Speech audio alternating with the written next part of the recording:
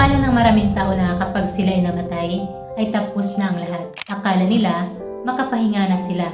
Kaya nga, sa kanilang libingan, may nakasulat na RIP or Rest in Peace. Actually mga kapatid, hindi ka talaga makapag-rest in peace kung doon ka naman mapunta sa impyerno. Kasi ang katawan lang natin ang namamatay. Pero ang kaluluwa natin ay haharap sa Diyos upang hatulan.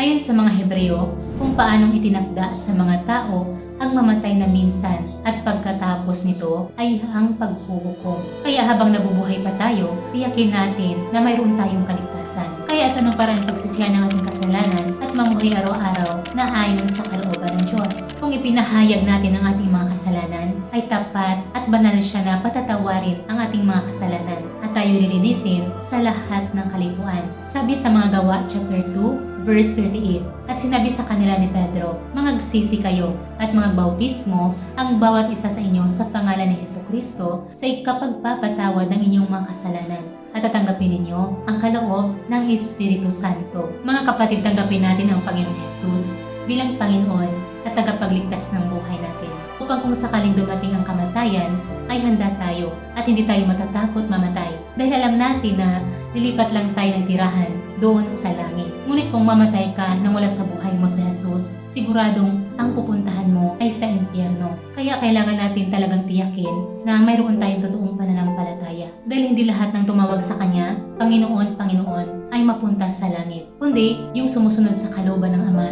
na nasa langit. Ngunit sa mga duwag at sa mga hindi mananampalataya at sa mga kasuklam-suklam at sa mga mamamatay tao at sa mga mapakiapid at sa mga manggagaway at sa mga mapagsamba sa Diyos-Diyosan at sa lahat ng mga sinungaling, ang kanilang bahagi ay sa dagat-dagatang nagnininga sa apoy at nasobre na siyang ikalawang kamatayan. Kaya magsisi bago mahuli ang lahat. Kapatid, kung nais mong higit na maunawaan ang katotohanan tungkol sa pagsisisi at pagpasok sa kaharian ng langit, mag-iwan lamang ng komento o magpadala sa akin ng mensahe.